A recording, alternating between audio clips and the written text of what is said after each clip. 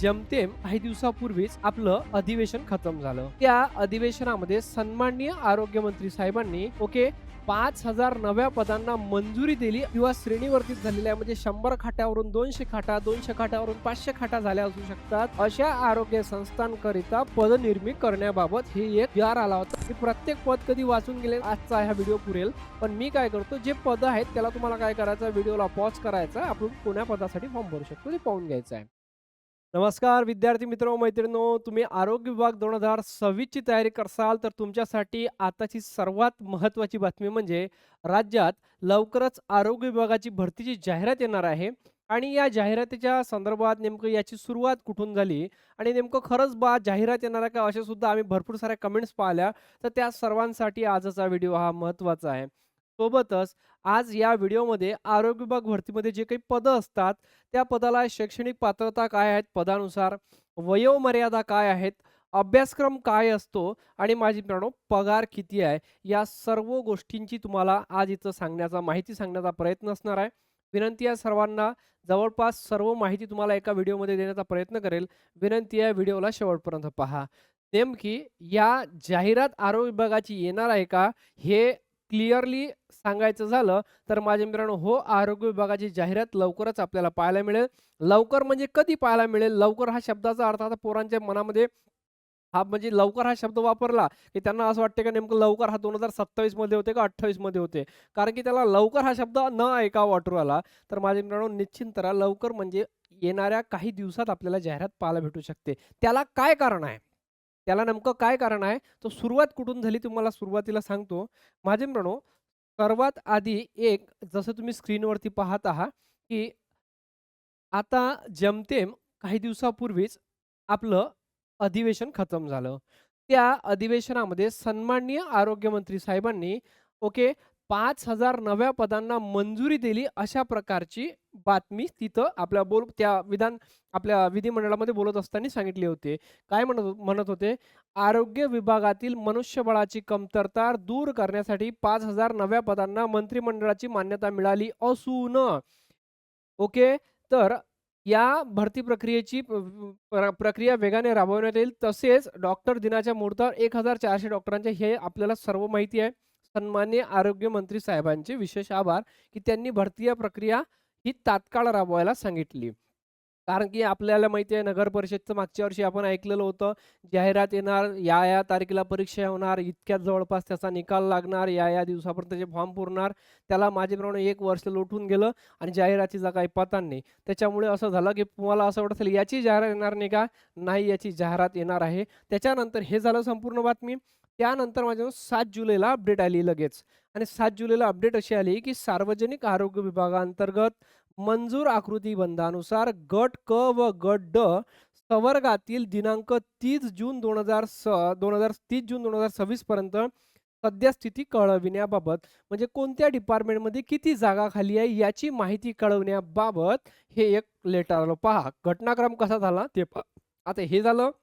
लगेच आणखी एक समोरची बातमी येते आणि ती बातमी येते माझ्या मित्रांनो, या बातमीनंतर ही बातमी येते 9 तारखेला. ही 7 तारखेची बातमी 9 तारखेची बातमी आहे आणि 9 तारखेला म्हटलंय गट क व गट ड संवर्गाच्या पदभरतीच्या अनुषंगाने पूर्वतयारीबाबत, म्हणजे त्यांच्या डिपार्टमेंट लेवलवर आपण काय म्हणू शकतो, त्यांची तयारी सुद्धा चालू झालेली आहे. आणि याच्यामध्ये काय होतं, वरील उपरोक्त विषयान्वये अनुषंगाने गट क व ड संवर्गाच्या पदभरती 2026 प्रस्तावित आहे.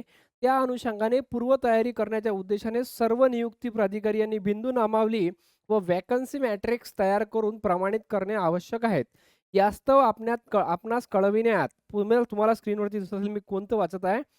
यास्तव आपणास कळवण्यात येते की आपले कार्यालयीन अधीनस्थ गट क व गट ड ही भरती प्रक्रिया गट क आणि गट ड याची असणार आहे.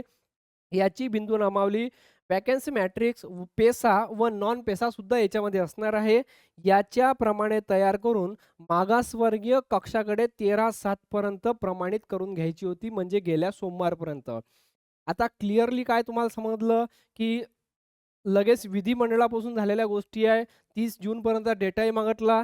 त्यानंतर मागासवर्गीय जे काही पक्षाकडून काय करायचंय 13/7 पर्यंत त्यांना डेटा सुद्धा कोणत्या कास्टमध्ये कुठं आहेत खाली जागा ह्या सुद्धा करून घ्यायच्या होत्या. म्हणजे जवळपास याच्यातल्या ज्या सर्व बेसिक प्रोसेस आहेत, इव्हन जे डिपार्टमेंट लेव्हलवर असतात आपण असं म्हणू शकतो, की बा कोणत्या कास्टमध्ये किती जागा राहील, कोणत्या पदासाठी, या सगळ्या गोष्टी तिकडे झाल्या असाव्या या लेटरवरून तर लक्षात येते. आता एक महत्त्वाची गोष्ट एवढं झाल्यानंतर एक आणखी माझ्या मित्रांनो समोर बातमी काय पाहायला भेटली, की ही बातमी तर आता झालीच, पण आता सर्वात मोठा पोरांचा प्रश्न आहे, की नेमकं कोणत्या जागा येईल बा? कुठं जागा रिक्त आहेत? आम्हाला कसं माहीत पडेल? तर माझे मित्रांनो जागा तर अजून फायनलची जाहिरात याचीच आहे. पण एक पी-डी-एफ आलं होतं. ते पी-डी-एफ काय आहे आपण त्याच्यावरती सुद्धा जाऊया. जसं तुम्ही माझ्या मित्रांनो स्क्रीनवरती पाहत असाल. ओके. तर हे ते पी-डी-एफ आलं होतं माझ्याकडून 24 जून 2026चं. आता 24 जून 2026ला जे पी-डी-एफ आलं होतं, त्यामध्ये म्हटलं होतं राज्यातील 50% पेक्षा जास्त बांधकाम झालेल्या नवनिर्मित श्रेणीवर्धित किंवा नवीन जे रुग्णालय झालेले आहेत किंवा श्रेणीवर्धित झालेल्या म्हणजे 100 खाटावरून 200 खाटा, 200 खाटावरून 500 खाटा झाल्या असू शकतात. अशा आरोग्य संस्थांकरिता पदनिर्मिती करण्याबाबत हे एक जी-आर आला होता महाराष्ट्र शासन आरोग्य विभागाचा. हा कधी आला होता? 24 जून 2026ला. याच्यामध्ये काय म्हटलं होतं, की माझ्या मित्रांनो हे जे आहेत शासन निर्णय कोणाकोणाला प्रती गेलेले आहेत, हे त्यामध्ये दिलेलं होतं. आता याच्यामध्ये एक महत्त्वाचं होतं प्रस्तावना वगैरेमध्ये, की हे शासन निर्णय दिलेलं होतं, की राज्यातील 50% त्यापेक्षा अधिक बांधकाम पूर्ण झालेल्या नवनिर्मित श्रेणीवर्धित एकूण 259 रुग्णसंस्थाकरिता किती टोटल रुग्णसंस्था आहेत? 259 रुग्णसंस्थांकरिता शासन निर्णय संदर्भ क्रमांक 1 ते 3 मध्ये पदाच्या आकृतिबंधानुसार आवश्यक असलेल्या 7,955 पदापैकी वेगवेगळी उच्चतर सचिव समितीने यापूर्वीच मान्य केलेली 2732 पदे वगळून 5,223 पदे निर्माण करण्यात आलेली आहे. म्हणजे क्लिअर काय झालं आता आपल्याला, की आरोग्य विभाग भरती जी होत आहे, ही 5,223 पदं नव्यानं निर्माण करण्यात आलेली आहे. नव्यानं निर्माण करण्यात आलेली आहे. पदभरती याच्यापेक्षा जास्त होईल. आता दुसरी महत्त्वाची गोष्ट एवढं झालं होतं. आता हे पी-डी-एफ जे आहे तब्बल माझ्या मित्रांनो 67 पेजेसचं पी-डी-एफ आहे. तसं मी एक्झाम्पल तुमच्यापर्यंत पी-डी-एफ पोहोचलं असेल, तुम्हाला काय क्रम आहे याचा सांगण्याचा प्रयत्न आहे. जिल्हा रुग्णालय ठाणे 336 खाटांवरून 500 खाटांमध्ये श्रेणीवर्धित झालेलं रुग्णालय आहेत. खाटांची संख्या वाढलेली आहे आणि त्याच्यासाठी खाटांची संख्या वाढली म्हणजे मग आता तिकडे आपल्याला हे सुद्धा लागेल, स्टाफसुद्धा लागेल.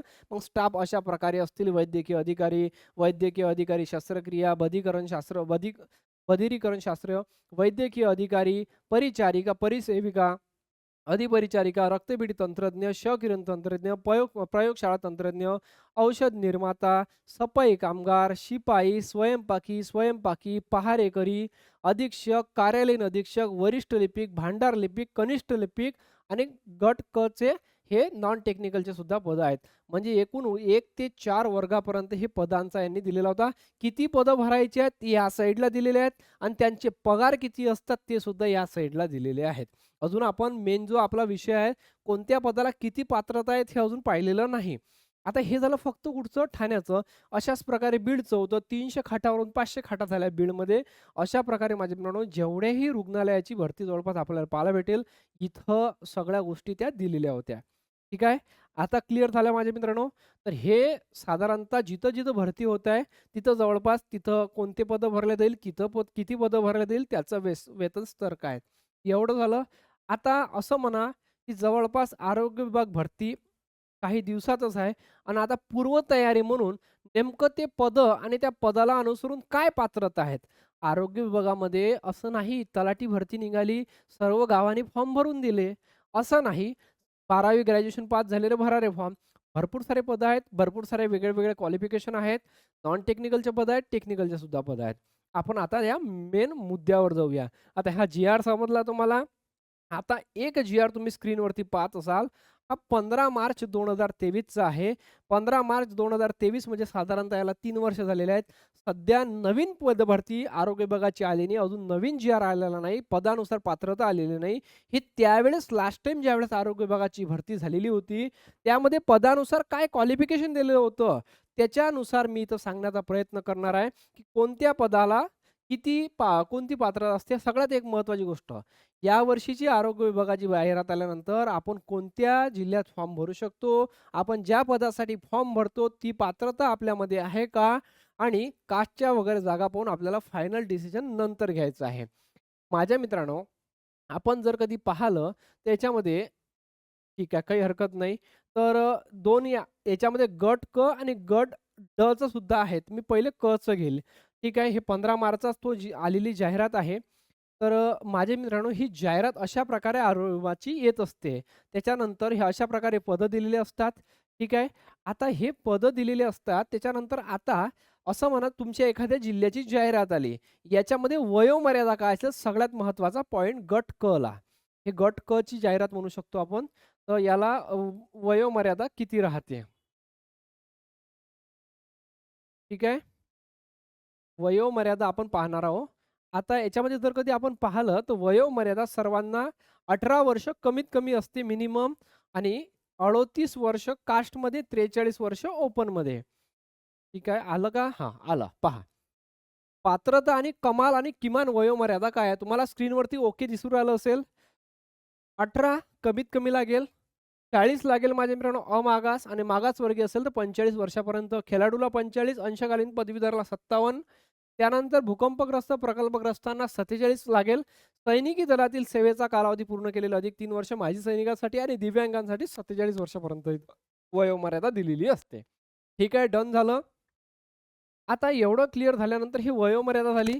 वयोमर्यादेनंतर सगळ्यात महत्त्वाची गोष्ट आपल्याला मराठी भाषेचं ज्ञान असणे गरजेचं आहे. जवळपास सर्वांनाच आहे आपल्याला.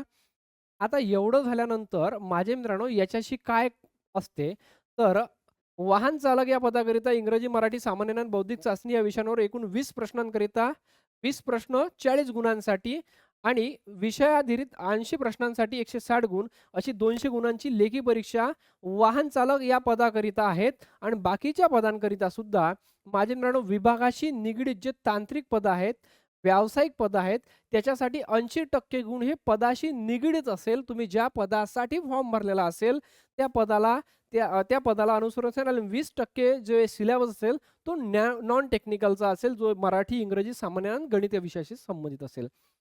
गट क पदासाठी सगळ्यात महत्त्वाची गोष्ट 100 प्रश्न, 200 गुणांची परीक्षा. टी-सी-एस घेते का एम-पी-एस-सी घेते अजून कन्फर्म नाही. मी हवेत गोळीबार करणार नाही. पण 100 प्रश्न असेल, 200 गुण असेल आणि 100 प्रश्नाची वस्तुनिष्ठ बहुपर्यायी स्वरूपाच्या प्रश्नातील असतील. हे समजलं. आता एवढं झाल्यानंतर निगेटिव्ह मार्किंग नाही आहे. आता ही निवडीची पद्धत म्हणजे तुम्हाला 45% गुण प्राप्त करणे अनिवार्य आहेत. एवढं सर्व झाल्यानंतर माझ्या मित्रांनो गरज आहे ती आता आपल्याला पदानुसार क्वालिफिकेशन पाहायची. ठीक आहे. आता वयोमर्यादा पाहिली आपण, पेपर प्रक्रिया कशी असते ते पाहिली. याच्यामध्ये आता एक पाहू शकता आपण याच्यामध्ये भरपूर सारी पदं आहेत. मी प्रत्येक पद कधी वाचून गेले तर 1 तास क्लास आजचा हा व्हिडिओ पुरेल. पण मी काय करतो जे पदं आहेत त्याला तुम्हाला काय करायचं व्हिडिओला पॉज करायचा आपण कोण्या पदासाठी फॉर्म भरू शकतो ते पाहून घ्यायचं आहे. माझ्या मित्रांनो इथं सगळ्यात महत्त्वाची गोष्ट जी दिलेली आहे ते पाहू शकता तुम्ही. ठीक आहे. तर याच्यामध्ये जसं पहिलं पद आहे गृहवस्त्रपाल, हाऊस लाइनर कीपिंग. ठीक आहे. तर याच्यामध्ये दिलेलं आहे have a secondary school certificate examination conducted by the divisional board under the Maharashtra Secondary and Higher Secondary Board Acts. तर ह्या पदासाठी जी पात्रता लागेल ती ही लागेल. 1 आणि 2 दिलेली आहे. तुम्हाला याचा काय लागेल एक्सपिरियन्स सुद्धा लागेल हाऊसकीपिंगचा. जिथं ऑरमध्ये दिलेलं असेल त्याला वरची नसेल तर खालची पात्रता सुद्धा गृहीत धरण्यात येईल. दुसरं पद आहे भांडारनी वस्त्रपाल. दुसरं पद कोणतं आहे माझ्या मित्रांनो? भांडारनी वस्त्रपाल. ठीक आहे. स्क्रीनवरती पहा दिसेल क्लिअर. आता भांडारनी वस्त्रपालसाठी या गृहवस्त्रपालसाठी पेमेंट किती आहे? S6 चा 19,900. भांडारणी वस्त्रपालसाठी 19,900 पेमेंट असणार आहे. याच्यासाठी सुद्धा जे पात्रता असणार आहे तुमच्या स्क्रीनवरती आहे आणि तुम्हाला काय करायचं आहे याचा स्क्रीनशॉट घेऊन घ्यायचा आहे. याच्यामध्ये टायपिंग विथ स्पीड पहा. याच्यासाठी तुम्ही पाहू शकता याच्यामध्ये 3 गोष्टी महत्त्वाच्या मागितलेल्या आहेत. त्यानंतर प्रयोगशाळा वैज्ञानिक अधिकारी याच्यासाठी लॅबोरेटरी सायंटिफिक ऑफिसरसाठी S13 पेमेंट असणार आहे. 35,400 बेसिक असणार आहे आणि याच्यासाठी केमिस्ट्री और बायोलॉजी, बॉटनी और झूलॉजी और मायक्रोबायोलॉजी और बायोटेक्नॉलॉजी ऑर फॉरेन्सिक सायन्स इतक्या सर्व गोष्टी ऑरमध्ये असलेल्या तुम्हाला कोणती पण चालून जाईल. यामध्ये ऑर पाहू शकता, ही याच्यासाठी पात्रता असणार आहे. प्रयोगशाळा वैज्ञानिक अधिकारी S13 असणार आहे. याच्यासाठी केमिस्ट्री और बायोलॉजी आर सेम पात्रता आहे. फक्त DMLT वर फोकस करा. याच्यानंतर प्रयोगशाळा सहाय्यक लॅबोरेटरी असिस्टंटसाठी S7 असणार आहे. 21,700 बेसिक आणि तुम्हाला पाहू शकता तुम्ही हे एज्युकेशन आहे. तुम्हाला हे एज्युकेशन दिसत असेल व्यवस्थित. मी या साईडनं उभा राहतो. ओके. आता किरण तंत्रज्ञ किरण तंत्रज्ञ ठीक आहे. आता क्लिअर दिसेल. बरं. किरण तंत्रज्ञासाठी वैज्ञानिक अधिकारी ज्यांना आपण म्हणतो, ठीक आहे. तर यांच्या पदाच्या संदर्भात रेडिओलॉजी और ह्या डिग्री लागेल. रक्तपेढी तंत्रज्ञ याच्यासाठी सुद्धा तुम्हाला काय क्वालिफिकेशन आहे ते पाहून घ्यायचं आहे. औषध निर्माण अधिकारी, फार्मसी ऑफिसरसाठी काय क्वालिफिकेशन आहे तुम्हाला व्यवस्थितरित्या पाहून घ्यायचं आहे. पदं भरपूर आहेत. मी स्लो सांगतोय. तुम्हाला काय करा तुमचा पदाला पण व्हिडिओला पॉज करायचा आहे. आता आहार तज्ञसाठी तुम्हाला BSc लागेल होम सायन्समध्ये डिग्री अँड युनिव्हर्सिटीमधून लागेल.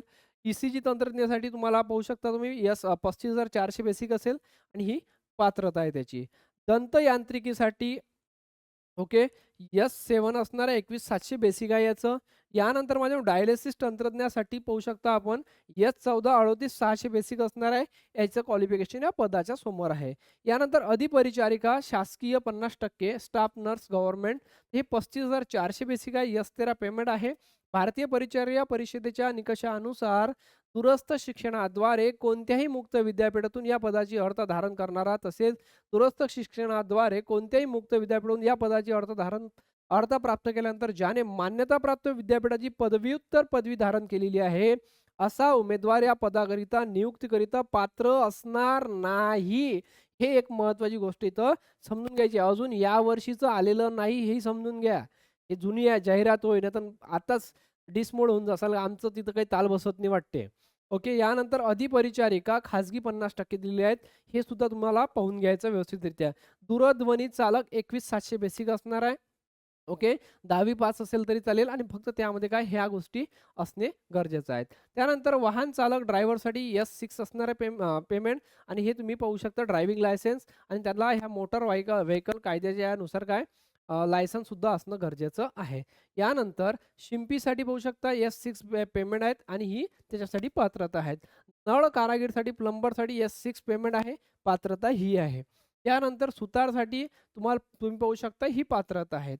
त्यानंतर कार्पेंटरसाठी जी पात्रता आहे, कार्पेंटर म्हणजे सुतार ठीक आहे. तर तुम्हाला ही पात्रता लागेल. नेत्रचिकित्सा अधिकारी ओके. ही पात्रता आहे हेल्थ सायन्सच्या संदर्भात. विकृती सामाजिक कार्यकर्ता समाजसेवा अधीक्षक याच्यासाठी जे असेल तुम्ही पाहू शकता MSW लागेल. भौतिक उपचार तज्ञ याच्यामध्ये 38,600 बेसिक असणार आहे. ही पात्रता आहे. व्यवसाय उपचार तज्ञ प्रोसेसिंग डिग्री इन सायन्स. त्यानंतर समुपदेष्टासाठी जी पात्रता तुमच्या स्क्रीनवरती आहे. रासायनिक सहाय्यक ही पात्रता आहेत. अणुजीवसहाय्यक प्रयोगशाळा तंत्रज्ञासाठी ही पात्रता आहे. अवैद्यकीय सहाय्यकसाठी ही पात्रता S8 पेमेंट असणार आहे. 25,500 बेसिक असणार आहे. गृहपाल ज्याला आपण वार्डन म्हणतो याच्यासाठी S10 असणार आहे. हे लक्षात ठेवा. BSc home in degree arts or science of तुम्हाला कोणत्याही विद्यापीठातून चालून जाईल. त्यानंतर अभिलेखापाल तुम्ही पाहू शकता रेकॉर्ड कीपर हे सुद्धा तुम्हाला पात्रता आहेत. आरोग्य पर्यवेक्षक हेल्थ सुपरवायझर याच्यासाठी भरपूर लोक अप्लाय करणार असतील. त्यांनी ह्या पात्रता व्यवस्थितरित्या वाचून घ्यायच्या आहे. त्यानंतर वीज तंत्री परिवहनसाठी तुम्हाला जे असेल ते सगळं गोष्ट 5 वर्षाचा एक्सपिरियन्स मागितलेला आहे. फुल टाईम वर्कर हां. त्यानंतर कुशल कारागीर याच्यासाठी पहा S8 असणार आहे. 25,500 बेसिक असणार आहे. SSC आणि त्यानंतर जे अदर लागेल ते पाहून घ्या. यानंतर वरिष्ठ तांत्रिक सहाय्यकसाठी जी पात्रता असेल ते पाहून घ्या. कनिष्ठ तांत्रिक सहाय्यासाठी S7 असेल आणि हे SSC लागेल. यानंतर तंत्रज्ञ HEMR S14 आहेत. 38,600 बेसिक असणार आहे. कनिष्ठ तांत्रिक सहाय्यक हे तुम्ही पात्रता पाहू शकता. दंत आरोग्यक याच्यापैकी हे सर्व पद यावर्षी येईल असं नाही. यावर्षी हे सर्व पदं येईल असं नाही. लक्ष घ्या, यावर्षी जे पदं येईल ते त्याच्यामध्ये पाहिलं होतं. या व्यतिरिक्त जाहिरात जे येईल ते फायनल आपण पदं मागू. फक्त तुम्हाला सर्व पदं मी अकॅडमीला घेऊन आलो. याच्यामध्ये कोणत्या पदाची काय असू शकतं पात्रता, ठीक आहे. याच्यानंतर सांख्यिकी अन्वेषक पाहू शकता, कार्यदेशक, त्यानंतर सेवा अभियंता, एस-एस-सी लागेल सेवा अभियंताला. याच्यानंतर हां, एस-एस-सी लागेल बट S15 पेमेंट आहे, पण त्याला अदर जे क्वालिफिकेशन आहे, ते व्यवस्थितरित्या पहा हे असलं पाहिजे हां, सेमी गव्हर्नमेंट कॉर्पोरेशन. वरिष्ठ सुरक्षा सहाय्यक, सीनियर सिक्युरिटी असिस्टंट. त्यानंतर आहे वैद्यकीय सामाजिक कार्यकर्ता 2 इयर आपल्याला मास्टर सोशल एम-एस-डब्ल्यू लागेल याच्यासाठी. ओके. समाजसेवा अधीक्षकसाठी वैद्यकीय हे आपण ज्याला म्हणतो उच्च श्रेणी लघुलेखक हायर ग्रेड स्टेनो 41,800 बेसिक आहे. SSC plus short hand 120 words per minute, English typing 40 words per minute आणि मराठीसुद्धा मागितलेलं आहे 30 शब्द पर मिनिट. निम्न श्रेणी लघुलेखक lower grade clerk SSC plus shorthand 100 words per minute मागितलेला आहे. लघु टंकलेखक stenotypist okay SSC plus shorthand 80 plus minute 80 word per minute, English 40 किंवा मराठी 30. यानंतर ई-सी-जी तंत्रज्ञ सुद्धा पाहू शकता. हिस्टोपॅथी तंत्रज्ञ हे सुद्धा आहेत. यानंतर आरोग्य निरीक्षक हेल्थ इन्स्पेक्टरसाठी जी असणार आहे ती ही पहा महत्त्वाची पात्रता आहेत. ग्रंथपाल लायब्ररियनसाठी तुम्हाला बिलीप केलेलं असेल बॅचलर ऑफ लायब्ररी सायन्सचा डिप्लोमा सॉरी काय certificate or diploma in library science म्हणजे तुम्हाला एक तुमच्याकडे प्रमाणपत्र किंवा डिप्लोमा केला असेल तुम्हाला अप्लाय करता येईल.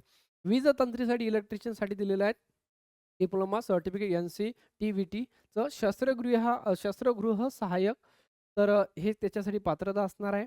त्यानंतर मोल्ड रूम तंत्रज्ञ बहुउद्देशीय आरोग्य कर्मचाऱ्यासाठी जे असणार आहे याच्यासाठी मल्टीपर्पज जो हेल्थ वर्कर आहे याच्यासाठी भरपूर सारे लोक फॉर्म भरतात त्याच्यासाठी ही महत्त्वाची पात्रता आहेत. कनिष्ठ अन्वेषक ज्युनियर तर याच्यासाठी एस-एस-सी लागेल ठीक आहे आणि हाईटसुद्धा याच्यासाठी मागितलेली आहे. एवढं माझे मित्रांनो हे जे होतं हे गट क च्या संदर्भात पदं होते. तर हे गट क चे पदं झालेत. गट ड चे सुद्धा मी तुम्हाला पदं दाखवतो. गट ड चे सुद्धा पदं दाखवतो. काळजी करू नका. ठीक आहे. हे गट ड ची जाहिरात आहे तशाच प्रकारची आणि गट ड मध्ये काय असेल तुमच्या स्क्रीनवरती येईल 1 मिनिट. गट ड ची सुद्धा दाखवतो तुम्हाला मी. आता पहा गट ड मध्ये हे अशा प्रकारे वयोमर्यादा आहे. आता पहा माझ्या मित्रांनो तुम्हाला तत्पूर्वी काही सांगायचं आहे. आपण शिक्षण करत असताना आपल्याला काही गोष्टी खूप महत्त्वाच्या आहेत. बदलत्या काळानं स्वतःला बदलून घेणे. तुमचं म्हणणं असेल, "गुरुजी इतक्या वेळचे सांगू राहिले, आम्ही तयारी कशी करू?" तुम्ही Google Gemini ओपन करू शकता तुमच्या मोबाईलमध्ये आणि तुमचा प्रश्न जो असेल तुम्हाला त्याला विचारू शकता. खूप चांगल्या पद्धतीने तुम्हाला तुमची तयारी ग्रोथ करता येईल. तसं मी माझा प्रश्न एक टाइप करून ठेवला होता इथं आणि तुम्हाला दाखवण्याचा प्रयत्न होता, की माझ्या मित्रांनो नेमकं याची तयारी आपण वापरू कसं शकतो. मी टाकलं आरोग्य विभाग भरती अभ्यासाचं नियोजन कसं करावं? कारण की मी सांगून तर राहिलो पात्रता, मग उरलं काय नियोजनच उरलं ना. मग नियोजन कसं करावं? मी जर कधी असं टाकलं माझ्या मित्रांनो, आरोग्य विभाग भरतीचं नियोजन कसं करावं? तर लगेच तुम्हाला अशा प्रकारे आरोग्य विभाग भरती अभ्यासाचे नियोजन हे तुम्हाला येईल. आरोग्य विभाग भरती परीक्षेत यश मिळवण्यासाठी नियोजित आणि शिस्तबद्ध पद्धतीनं अभ्यास अत्यंत आवश्यक आहे आणि तो तुमच्यामध्ये आहेच. ओके, काही डाऊट नाही. साधारणपणे या परीक्षेत तांत्रिक आणि घटकाला 80 किंवा 40 नुसार आणि अतांत्रिक मराठी, इंग्लिश, सामान्य आणि गणित बुद्धिमान घटकांना 20 ते 60% पर्यंत गुण विभागणी असते. बरोबर. परीक्षेचा पॅटर्न आणि गुण विभागणी समजून आपल्याला घ्यायची आहे. बरं आम्ही घेऊ ना. काय असते? कोणत्याही पदासाठी उदाहरणार्थ आरोग्य सेवक, आरोग्य पर्यवेक्षक, परिचारिका, स्टाफ नर्स तयार करताना आधी गुण विभागणी कशी करायची ते पहा.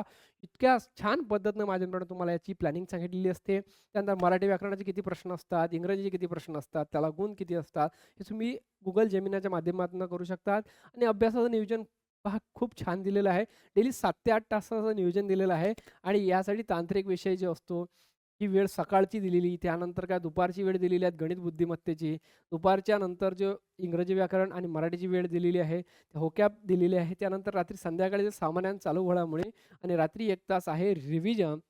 अशा प्रकारे पूर्ण प्लॅनिंगसुद्धा तुम्हाला Gemini देते. तर मी विनंती करेल तुम्हाला माझ्याकडून या गोष्टीला नक्की तुम्ही वापरून पहा आणि खूप चांगलं होईल. तांत्रिक विषय कसे असतात, तांत्रिक विषय कसे असतात, याच्यामध्ये एक महत्त्वाची गोष्ट म्हणजे आपल्याला जो आपण टाकला, मला तयारी कशी करावी, मला अभ्यासाला 5च तास भेटतात बा दिवसभरात. 5 तासाचं नियोजन असं मला बनवून दे, की त्या 5 तासामध्ये मी अभ्यासही करू शकलो पाहिजे आणि माझ्या अभ्यास दिवसभरात कामही करू शकलं पाहिजे आणि अभ्यासासाठी प्युअर 5 तास. आता फक्त त्यांना तुम्हाला एक प्रश्न करायला पाहिजे का 5 तास फक्त मधून चांगला अभ्यास करतो, म्हणजे तुझा अभ्यास 4 तासातही होते. आणि माझ्या मित्रांनो, हे खूप चांगल्या पद्धतीनं आहे. कोणते प्रकारचे कोणते गणितामध्ये टॉपिक करावे, सामान्यांमध्ये कोणते करावे, यश मिळवण्यासाठी माझ्या मित्रांनो ह्या सर्व स्टेप तुम्हाला काय करायच्या आहे, मॉक टेस्ट, टाईम मॅनेजमेंट सर्व शिकवल्या जाते. इथं तुम्ही Google Geminiवर तुम्ही जाऊन या सर्व गोष्टी पाहू शकता आणि तुमच्या तयारीला तुम्ही चालना देऊ शकता माझ्या मित्रांनो. अशा प्रकारे तुम्हाला Google Geminiविषयी सांगायचं झालं. आता आपण राहिलं एक महत्त्वाची गोष्ट, की याचा वापर कसावा, तर डायरेक्ट आपल्याला Googleला याला जॉइन करता येईल. Google किंवा Chromeला तुम्हाला पाहता येईल याला. ओके. आपण येऊया गट ड च्या जाहिरातीवर. माझे मित्रांनो, गट ड ची जाहिराती आहे पाहू शकता. 40-45 कास्टमध्ये फॉर्म भरता येईल, ओपनमध्ये 40. याच्यानंतर आपल्याला इथं काही गोष्टी आहेत, ते गट ड ची जाहिरात म्हटलं तर भरपूर सारे लोकं त्याच्यासाठी सुद्धा असतात. तर याच्यामध्ये पहा 100 प्रश्नाची वस्तुनिष्ठ बहुपर्यायी स्वरूपाचे प्रश्न असतील आणि याच्यामध्ये मराठी, इंग्रजी, सामान्य आणि बौद्धिक चाचणी प्रत्येकी 25 याप्रमाणे 25 प्रश्न, 50 गुण, 200 गुण म्हणजे 100 प्रश्न असतील. माझे मित्रांनो, याकरिता महत्त्वाची गोष्ट म्हणजे काय, 2 तासाचा कालावधी राहील आणि 45% गुण प्राप्त करणे आवश्यक राहील. एवढं सर्व झाल्यानंतर मग आता ते पद आणि त्या पदाची पात्रता आपण पाहणार आहोत. तर माझ्या मित्रांनो, तुम्ही स्क्रीनवरती पाहू शकता त्या पदाची पात्रता कशी असते. ठीक आहे. आता ते पद आहेत गट ड चे, की गट ड, ग्रुप डी, शिपाई, कक्षसेवक, बाह्य रुग्णसेवक हे सर्व त्याच्यातले पदं आहेत आणि याच्यासाठी फक्त 10वी वर्ग पास लागतो. पदं पाहू शकता तुम्ही व्हिडिओला पॉज करून. एवढं झालं माझे मित्रांनो. याच्यानंतर नियमित क्षेत्र कर्मचारी हंगामी फवारणी याच्यासाठी सुद्धा 10वी आणि त्याचा डिप्लोमा लागतो. नियमित क्षेत्र कर्मचारी इतर रेग्युलर फील्ड वर्करसाठी सुद्धा माझे मित्रांनो गट ड मध्ये येते याच्यासाठी ही पात्रता आहे. 10वी पास लागेल त्याच्यासाठी सर्टिफिकेट लागेल. अकुशल कारागीर परिवारमध्ये सुद्धा हे तुम्हाला ITI झालेलं लागेल. अकुशल कारागीर सुद्धा तुम्हाला इथं 10वी पास लागेल प्लस त्या व्यतिरिक्त ITI लागेल. अशा प्रकारे म्हणजे मग गट ड ची जाहिरात येणार आहे. गट क आणि गट ड ची जाहिरात आरोग्य विभागाची काही दिवसात येत आहे. इथं तुम्हाला छोट्या-छोट्या गोष्टी सांगून समजून सांगण्याचा प्रयत्न केला. जर तुम्हाला कुठल्याही पद्धतीची अडचण असेल तुम्ही मला सांगू शकता आणि माझे मित्रांनो तुमच्या तयारीच्या दृष्टिकोनातून आम्ही लवकरच आणखी जाहिराती जाहिरातीपूर्वीच तुम्हाला बॅचेस विषयी सुद्धा माहिती देऊ. सोबतच तुम्हाला अभ्यासाच्या संदर्भात आणखी मी जर कधी नियोजनाच्या माध्यमातून एखादा व्हिडिओ बनवायचा असेल, तर मी स्वतः नियोजन करून देईल. तसा सुद्धा व्हिडिओ घेईल आणि आरोग्य विभागाच्या संदर्भात आम्ही तुम्हाला कुठलीही अपडेट्स आल्यात, आम्ही तुम्हाला देत राहू. ओके. भेटूया अशाच एका नवीन व्हिडिओला. जय हिंद, वंदे मातरम, भारत माता की जय. सर्वांना परीक्षेकरिता म्हणजे जाहिरातीकरिता सुद्धा शुभेच्छा द्यायला हरकत नाही, कारण का सगळ्यात महत्त्वाची गोष्ट आहे फॉर्म सुटणे. ओके. Thank you so